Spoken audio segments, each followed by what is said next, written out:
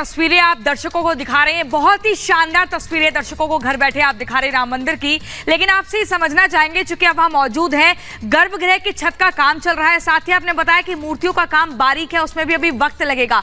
अगर हम ओवरऑल देखें तो कितना प्रतिशत काम पूरा हो चुका है और कितना बचा है?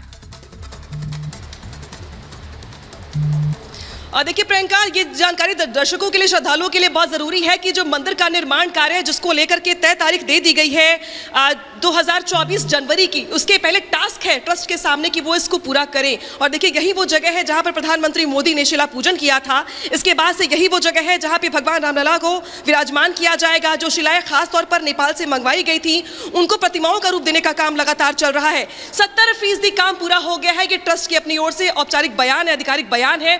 30% जो काम बचा हुआ है वो है सिर्फ फ्लोरिंग का काम, साफ सफाई का और प्रतिमाओं को उकेरने का। ये मान लिया जाए कि जो तय समय था आप लोग उसके साथ चल रहे हैं या थोड़ा वक्त और लग सकता है? देखिए, जो तय समय सीमा है उसके अंतर्गत ही कार्य चल रहा है। जिस प्रकार से यहाँ कारीगर काम कर रहे हैं, रातों दिन काम कर रहे हैं, 24 घंटे लगे हुए हैं, तो यह कार्य अपने आप में ही अद्वितीय है। और ये प्रयास है कि तय समय सीमा पर भक्तों के दर्शन के लिए मंदिर को खोल दिया जाए।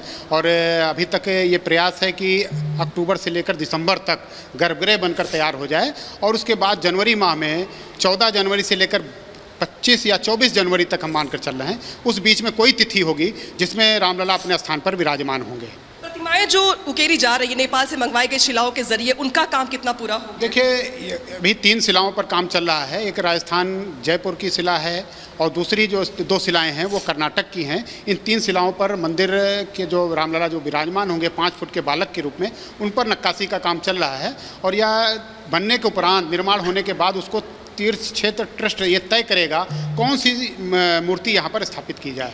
एक चीज़ जो नहीं पता चली आज, वो ये पता चली कि ऐसी व्यवस्था की जाएगी कि भगवान राम के शिखर पर, यानी कि उनकी ललाट पर सूर्य की किरणें आए। तो ऐसे कैसे करेंगे आप लोग, क्योंकि कोई झरोखा तो यहाँ पर दिख नहीं रहा। वो तय करने का काम जो है वैज्ञानिकों का है, कारीगरों का है, या कहेंगे कार्यदायी संस्था का है। वो होगा। और क्योंकि वैज्ञानिकों से भी बात हुई है लोगों की, और तब उन्होंने इस प्रकार का बयान दिया कि 14 जनवरी को रामलला के मस्तिष्क पर विजय तिलक हो और वह सूर्य की किरणें जो हैं वह उनके मस्तिष्क पर पड़ें।